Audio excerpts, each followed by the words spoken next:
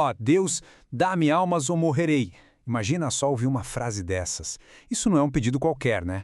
Para a pessoa que disse isso, era literalmente uma questão de vida ou morte.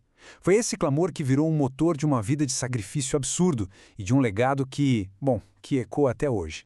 Hoje a gente vai mergulhar na história de John Hyde, um missionário que esteve na Índia no comecinho do século XX e que ficou conhecido como o Homem que Orava.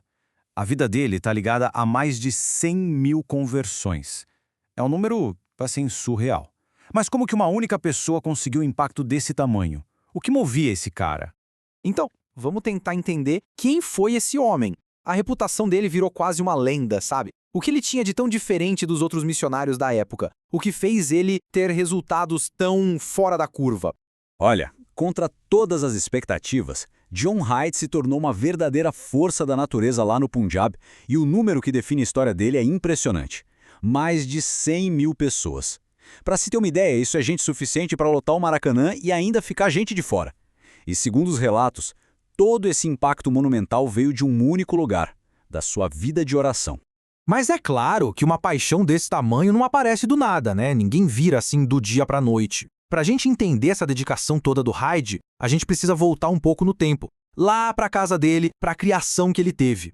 A semente de tudo isso foi plantada em casa. O pai dele era pastor e vivia orando, pedindo para que Deus levantasse mais missionários. Mal sabia ele que a resposta estava ali, debaixo do próprio teto. Mas o que realmente selou o destino do John foi uma tragédia. O irmão mais velho dele faleceu, e foi aí que John sentiu que deveria ocupar aquele lugar. A missão dele nasceu dessa mistura de fé familiar e de uma perda muito pessoal.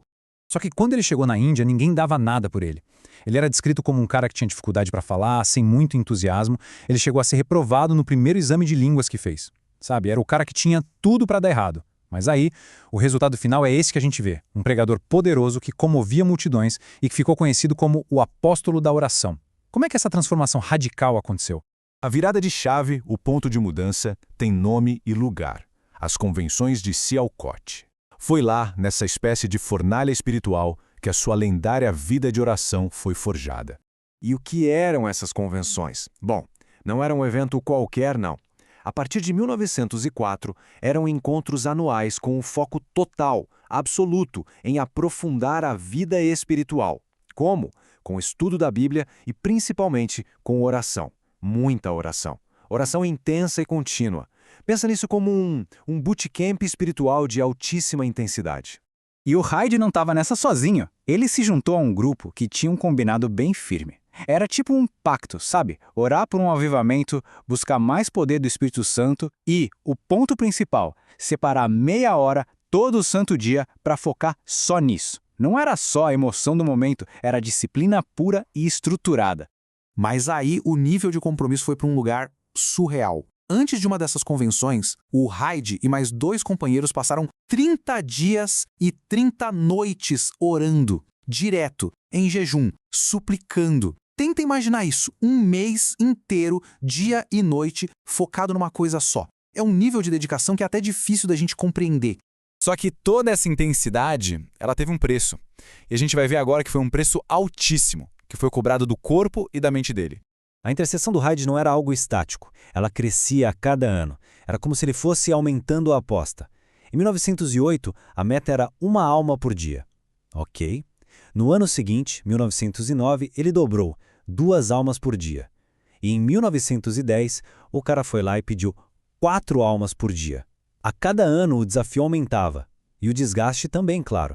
E o mais impressionante, dava resultado. Só no primeiro ano, naquele objetivo de 1 alma por dia, mais de 400 pessoas se converteram. A resposta às orações era visível, era imediata. Isso, claro, só dava mais gás para ele continuar e pedir ainda mais.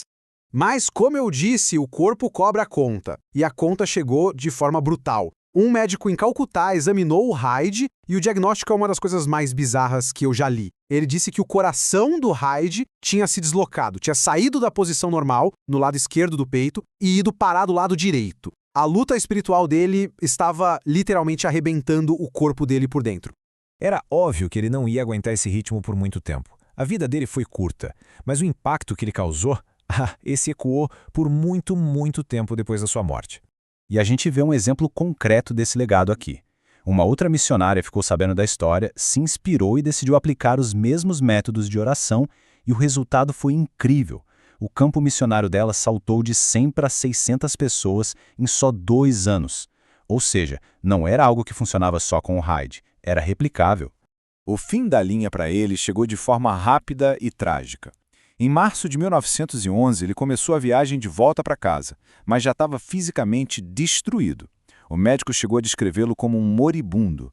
Menos de um ano depois, em fevereiro de 1912, John Hyde faleceu. Ele tinha apenas 47 anos, uma vida inteira consumida por aquela paixão. Mas ele deixou para trás um grito de guerra que resumia o espírito dele: bradai a vitória de Jesus Cristo. Essa frase virou o lema da igreja no Punjab. É um testemunho de uma fé que se via como vitoriosa, mesmo diante de tanto sofrimento. E no fim das contas, a história do John Hyde nos deixa com uma pulga atrás da orelha, né? Uma pergunta que é até um pouco incômoda e muito pessoal. Depois de ver essa entrega total, esse sacrifício levado até as últimas consequências, a gente é meio que forçado a pensar qual é o limite do sacrifício por aquilo em que a gente realmente acredita.